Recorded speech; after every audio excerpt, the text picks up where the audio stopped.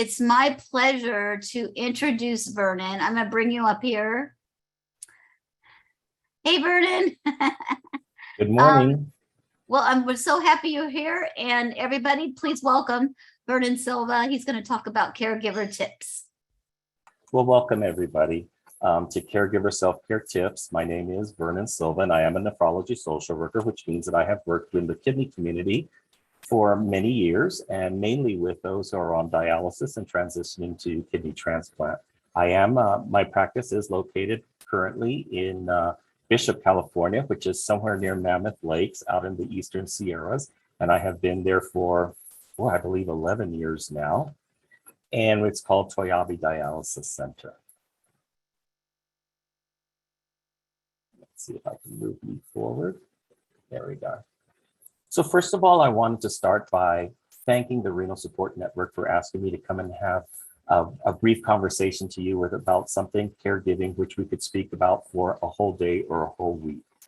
I wanted to thank the staff. I'd like to thank Suzette, and I'd like to thank Isela and Cher, and of course, Lori. So thank you so much for having me. And then on behalf of the Renal Support Network, I want to thank all of you, the attendees, for coming. I know that there are caregivers out there and there are patients out there, and anything else. We all are a patient at some point. We all are a caregiver at some point. So this applies to all of us. So thank you all. A little bit about myself. As you see, I am a nephrology social worker, a renal social worker, dialysis social worker, but professionally as well, I am a psychotherapist with a practice through a mental health service. And personally, I was a caregiver myself. I still am, but I was a caregiver to my mother for 15 years until she passed away last year at the age of 94. And it started off with just flights back home every 3 months to the point that I moved her in for the last 4.5 years of her life. And I was providing primary nursing and caregiving for sure. Once she passed away, I took on her cat. And once her cat passed away, I took on her home where she had lived for 70 years. This is the house that I was brought home to as a baby. So I'm still caregiving and still honoring my parents. What about you? Let's think about this all for just one moment, everybody. What's it like to be a caregiver? What's it like to be a caregiver? Ask yourself that. To me, it gave me the chance, as you can see, to be affectionate to my mother, to touch her and to tell her that I love you. Because I realized that throughout my life, I was really distant and a little embarrassed to do that. There might be some of you out there who are in some very committed relationships, and maybe this is your chance to make sure that the vows that you took long ago ring true now. You also might be feeling feelings of tiredness. When I look at this photo here, I can see tiredness, maybe some weariness here. So caregiving and receiving care can be very exhausting. And very much in my case, it seemed very stressful. There were times that I had lots of regrets. I was very irritable, and I felt very overwhelmed. So what's it like to be a caregiver? I just gave you some ideas. Here's something joyful and the opportunity to provide my affection and tell my mother I love her and thank her, be in this realm of gratitude. Or perhaps here where you feel the feelings of honoring the vows that you took long ago, or just honoring the commitment to one another. Maybe some tiredness, some fatigue, maybe some stress, some guilt. Put yourself right here, everybody. Everybody just put yourself right here and visualize you and your loved one, whether you consider yourself a caregiver or whether you consider yourself a care receiver. Put yourself right there and think about your feelings. What's it like to be here?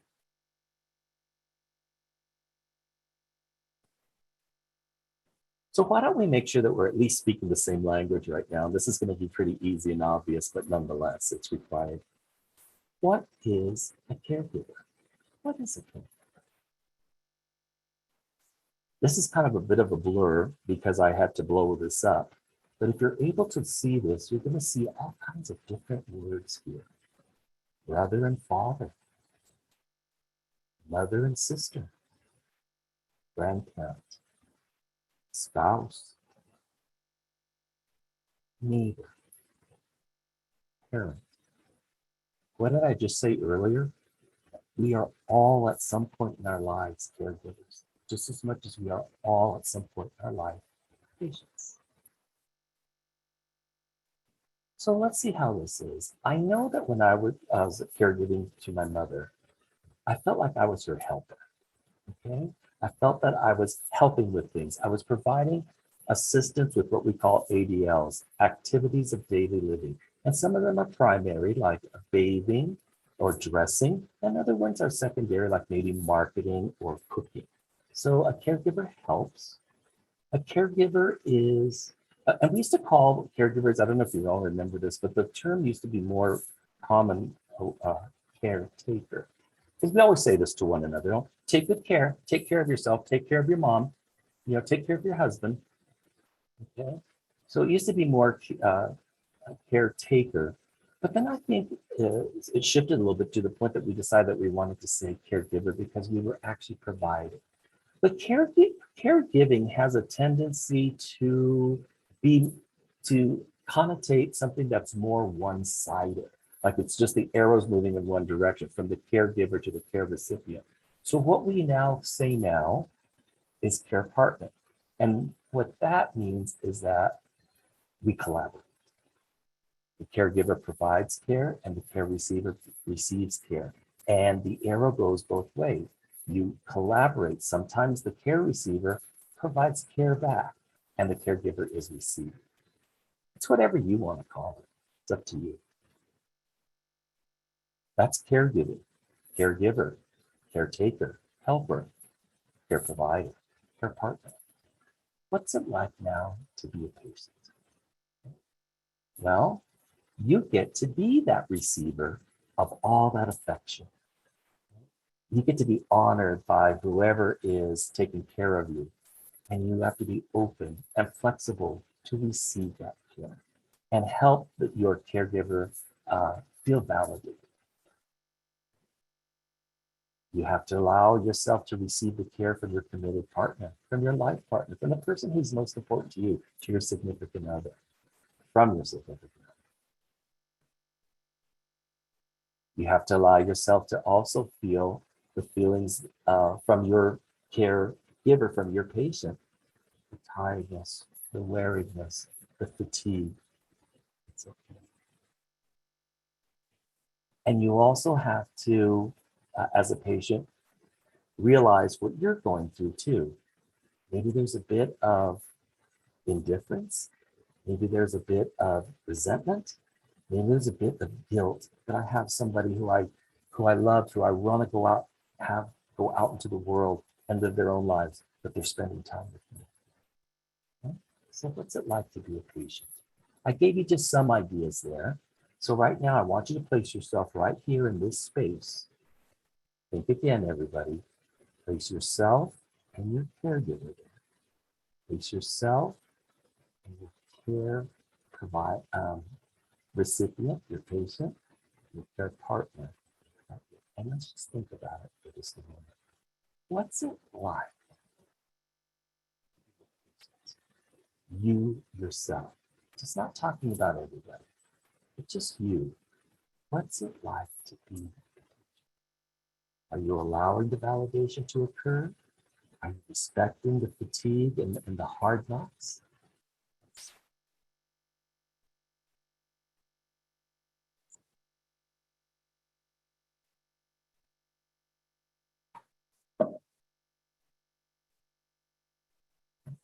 So what is a patient now? So it's somebody who not only receives care, but remember we said that the arrow just doesn't come directly from the caregiver to the care receiver anymore. It's a two-way street. So a patient is a patient. You also do some taking care of yourself. You also take care of the people who are taking care of you. And you collaborate in decision-making, and you collaborate in all of the activities. You do what you can, and you allow you allow for what you may need help with. I hope this is resonating. All right. According to the National Kidney Foundation, approximately 1 in 5 Americans is a caregiver. Department of Health, this comes from the Department of Health and Human Services. That means 20% of us, 1 in 5 of us, are taking care of something or someone. That's a lot of us. And it's important for us to recognize that because we need to normalize this.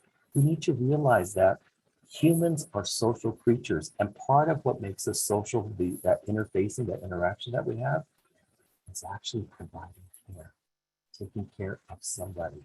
I have a niece that I've been taking care of. Who do you take care of? We all do. Are you one? Are you one of these guys? Let's talk a little bit more about caregivers and maybe what's on their plate. So most caregivers also have paid jobs in addition to the time they spend helping a friend or a loved one. I know I always have, and Lori knows that I have not only worked my full-time job, but I always have something on the side going on, whether it's voluntary work or whether it is moonlighting, okay? Then I would come home from work and I used to say, boy, my work starts now. Because at that point, the daytime caregiver would leave, and then it was time for me to start taking care of my mother from starting to fix dinner until I got her ready for bed and took her to bed. And then I would get up 2 or 3 times at night to help her to the bathroom. So know that you caregivers, know what you're dealing with, how your time management is arranged, how your time is spent. Because for some, caregiving is a full-time role. That is your job. I know it was mine, and I recognize it as such. Just like I always suggest that patients recognize that they're being a patient in kidney community, having a kidney condition is a full-time job. It is.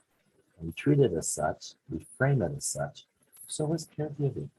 That way we know what we're dealing with. What I'm trying to have you do is feel a sense of control because this is not the unknown. I want it to be known. I want it to be framed. I want it to be thought about and processed.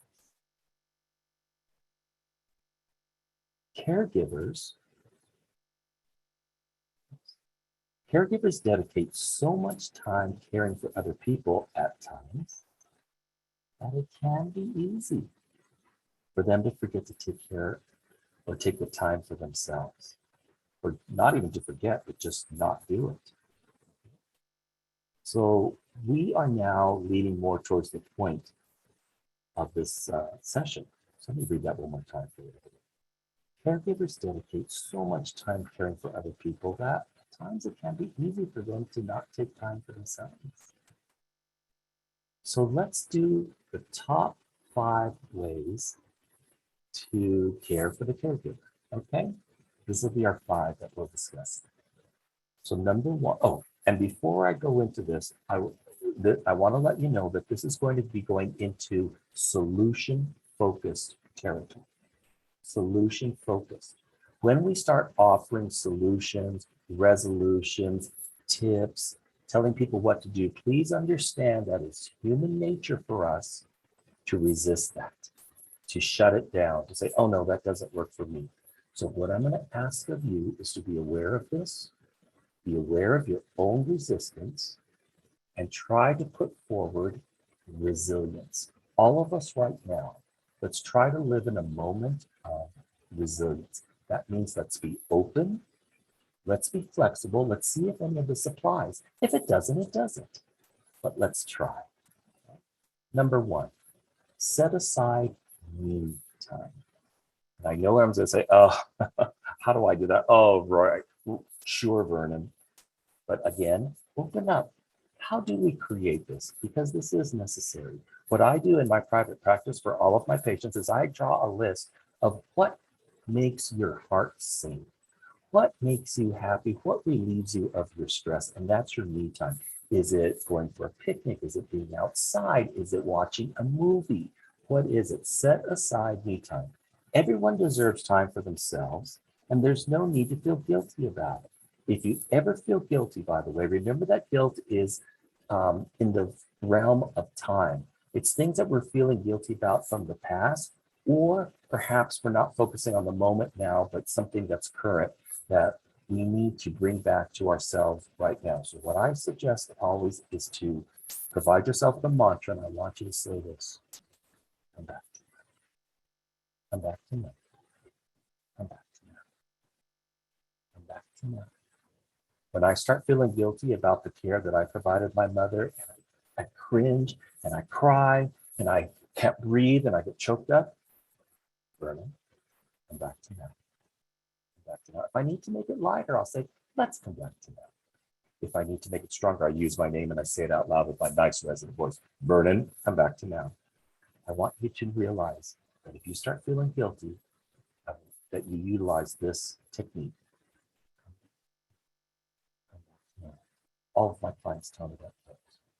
It's important to establish boundaries and to designate this time for yourself. Yes, it is, but it is much easier said than done.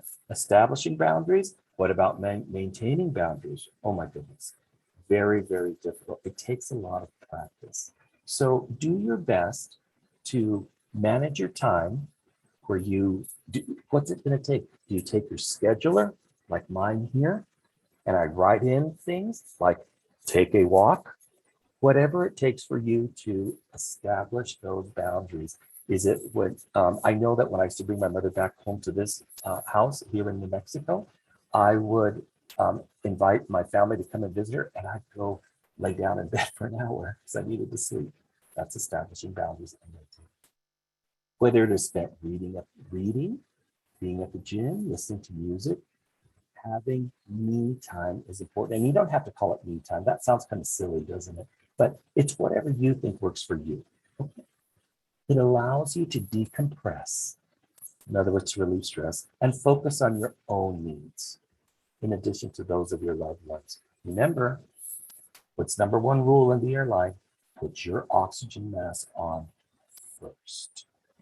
Then you can attend to the rest. Number two, please. Accept others' offers to help and ask for help when you need it. Excuse me. You know what's really important here is the ask part of it. Ask. Try to always formulate your commands, your demands, your requests in an asking format. So when you talk to your loved one, how would you feel if we were to go out together? Would it be okay if you took one more bite? You see how it's always a question. That way it provides the recipient of your care to feel a sense of control. So you should always try to state things as a request. Okay? And if you have to, you can also give options. Would you like to have broccoli or peas? Instead of eat broccoli, eat peas. You see, you get my point. Okay? Remember that you don't have to do it all for all of the time. Often people are willing to help out, but may not know how to help. This is true. So we have to educate those around us how they can help. And people always say, Vernon, if there's anything I can do, let me know. Well, sometimes I call up and I say, hi, this is really awkward for me. And this just goes against every grain, but I would like to take you up on that. Would that be okay? See the question that came in there? Okay. Speak up when you're in need and give people specific tasks to do. Everybody wants to help and everybody wants to, if I may say this, obey orders. I'm very caring and compassionate. And when somebody asks me to do something like, oh, Vernon, could you please hand me that? The first thing I want to do, I'm reaching for it already. Please know that most people function like that, and you're not imposing on them. It is okay to ask, okay? Even if it just means letting someone else drive your loved one to dialysis or to a doctor's appointment. I know it's hard to let go, everybody.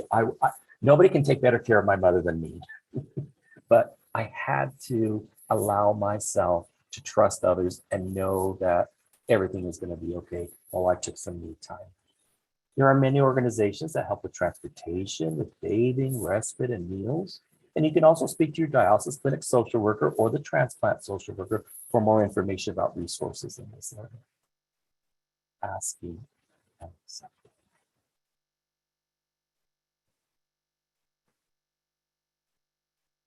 Ready to move on?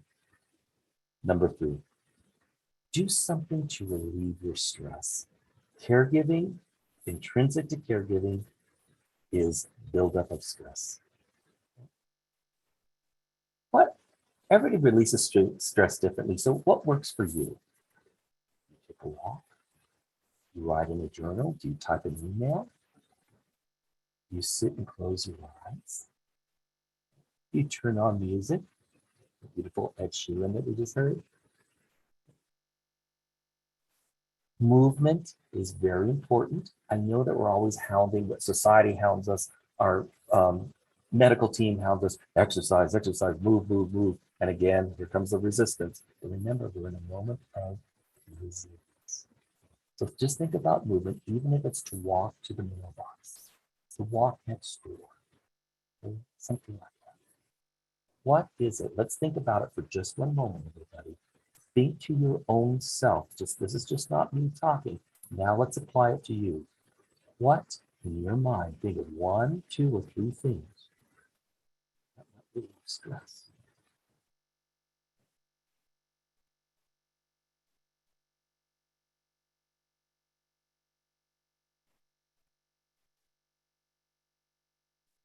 Remember that caregivers aren't invincible. They can also get sick themselves. I had a tendency at the end of the night, after my long day and putting my mother to bed, of emotional eating.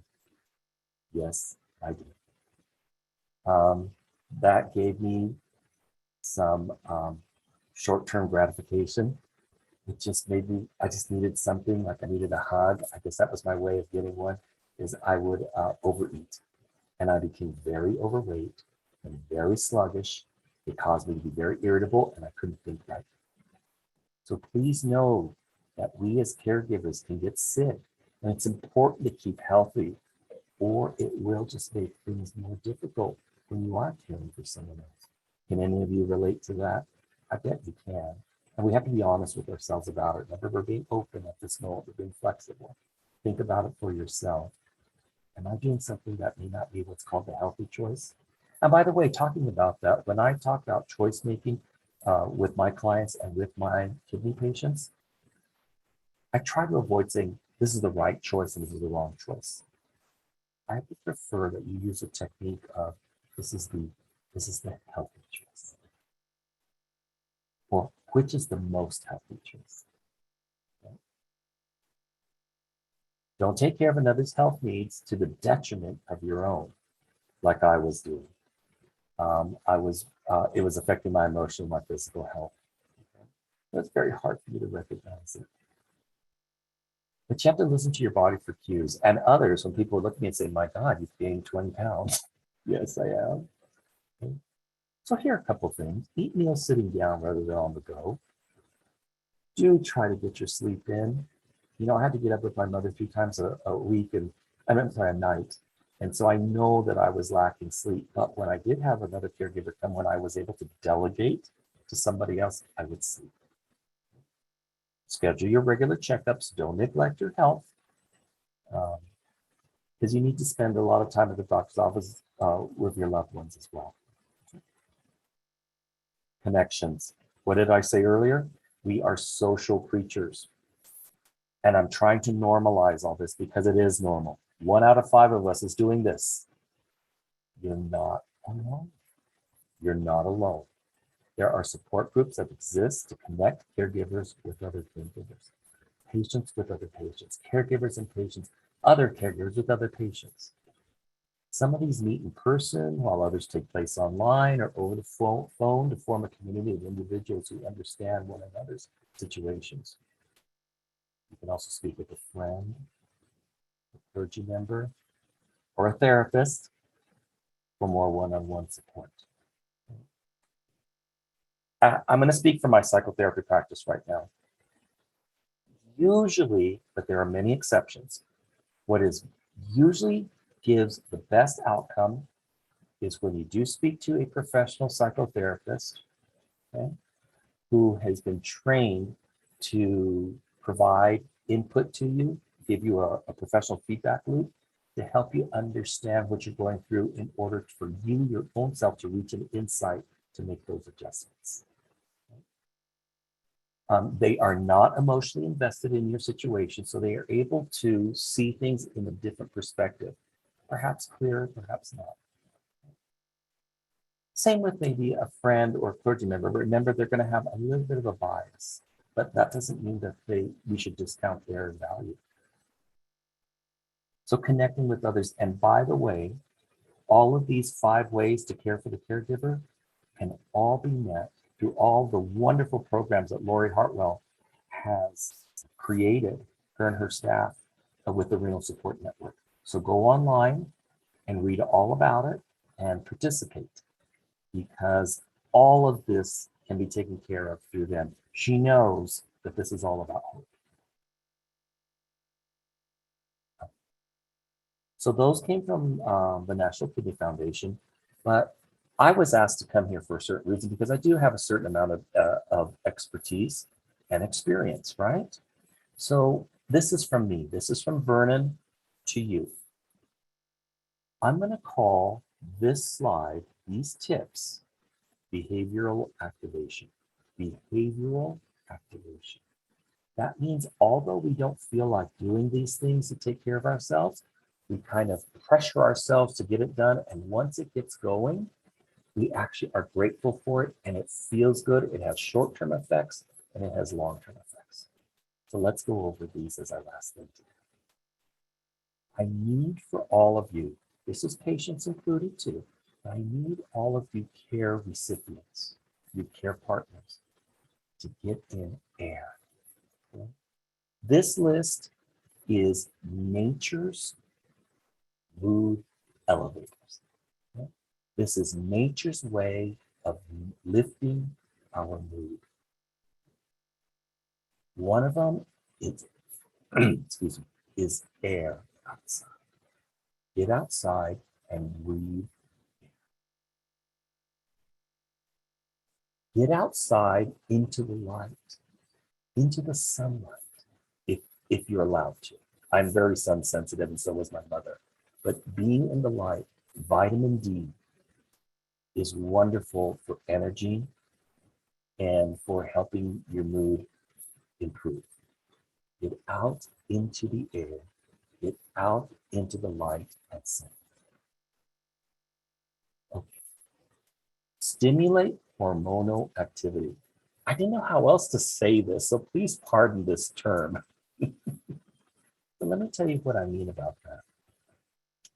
Our body has our own natural mood elevators in the form of hormones. Have you ever heard of endorphin high? You ever heard of dopamine? These are all naturally occurring chemicals in our bodies that we need to stimulate them to be released to give us more energy, to make us feel better, to improve our mood, to help pull us out of anxiety, to help pull us out of depression. Okay, how do we do that? I have to say it, through movement and exercise. Remember, RSN has movement classes and sessions, some just sitting in a chair, but moving something. This stimulates hormonal activity. It is nature's own antidepressant, if I may. Moving forward, okay? Now, for some reason, when our body is projected forward in the environment, our mood improves. We feel more energy, we feel less stressed, our anxiety tends to disseminate. What do I mean by moving forward? It means placing yourself in a position where the environment is moving past you. I know that sounds odd, but let me explain it. When you take a walk, the environment is moving past you. When you're on a roller skates or rollerblade, when you're on a bicycle, when you are in the car, whether you're driving or whether you're riding, with the environment moving past you, it's somehow, for some reason, we don't know, it's probably a survival mechanism that's come down from all the years of human development. We feel better, okay? Moving through the environment, flying on an airplane, just moving. Now, let me give you an example, something so that this point can be driven home. You know how people get addicted to gaming? You see people on their games on TV, and they'll do it for 7 hours, 8 hours. It's very addictive. One of the reasons why is because these games are moving forward. They simulate moving forward through the environment with the environment moving past us, and it is affecting our receptors, causing us to feel a rush, to feel better, to feel less anxious, less depressed, more energized, more relieved. Or you're flying through the galaxy, right? Or you're moving through a very complex cave system. That's what I mean by moving forward. Move in the environment, not sitting still, even if it doesn't take any energy, like just sitting in a car or a bus. People and pets. I just already made the point earlier that being around others, being social, even if you consider yourself an introvert, and I myself am an introvert, I get more energy and feel more comfortable when I'm alone. However, I do recognize that it is innate that we are all social beings. And every time that I resist going out to dinner with somebody or speaking to somebody on the phone or having a text exchange, I don't want to do it. I realize afterwards, hey, that wasn't so bad. And I feel better. That and exposure to pets. Okay. We've been talking about that today, about animals, one showing up on Lori's doorstep yesterday, Suzette's mother's cat, my mother's cat. Okay. Pets, for some reason, cause us to feel better. Maybe it's the unconditional love. I'm not sure. Petting a pet, touching a pet, lying with a pet, just their warmth. People and pets. Now, this one's kind of hard for me to list.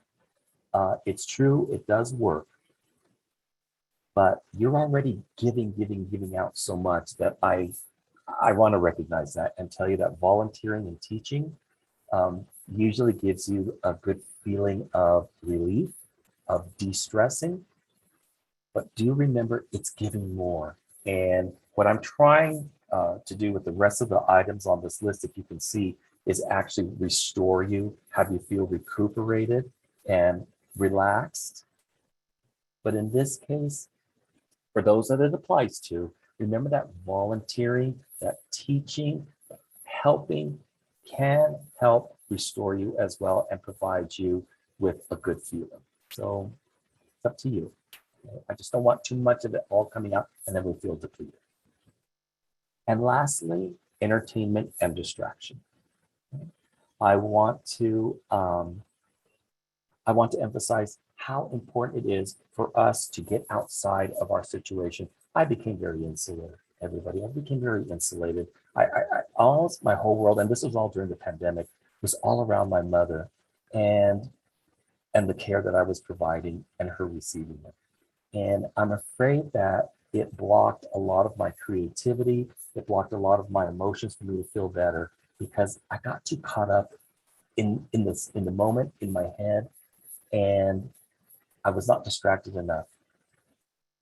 Set aside time to read a book, to follow one of your TV programs, to sit outside and enjoy the stars.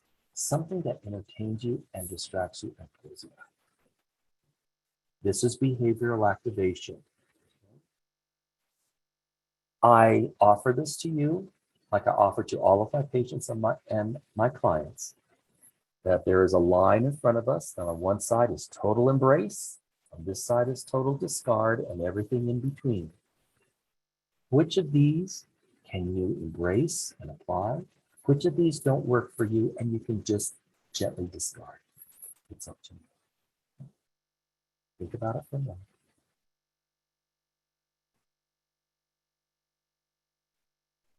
So here we are. I hope that this kind of spoonful of some techniques, some tips, some strategies and some resources has helped you as a care partner. Thank you. Thank you very much. Vernon, thank you. What a spectacular presentation. I, as a patient who lives with kidney disease, have for 25 years, I've also been a caregiver. And I have to say that in most circumstances, it was easier being the patient. So thank you very much for your presentation. Many things that you said really resonated with me. And if people have questions, please add them in the Q&A and I'll be sure and ask Vernon. A few things I wanted to highlight. You mentioned the exercise programs with Renal Support Network. We do offer Kidney Kin Fitness, which is Monday and Wednesday of every week, and Be Fit While You Sit on Tuesdays and Thursdays. And they have different levels of energy that are required for each, but both classes offer moderation for participants. And so they're equally beneficial. I have to say, whenever you mention emotional eating, I found that I have a kin. And, you know, again, with my own disease, I did not do a lot of that. But whenever people around me, whenever I became the caregiver, I felt more out of control. And that's whenever I embraced emotional eating. And I do try and keep it in check, but going to exercise classes does help. And we do offer a support group twice a month. And I have to invite all the caregivers here in the audience. We frequently have caregivers attend that meeting as well. And we embrace caregivers who come. We think it's great, especially if you can come with your family member, but if they're not ready, come by yourself.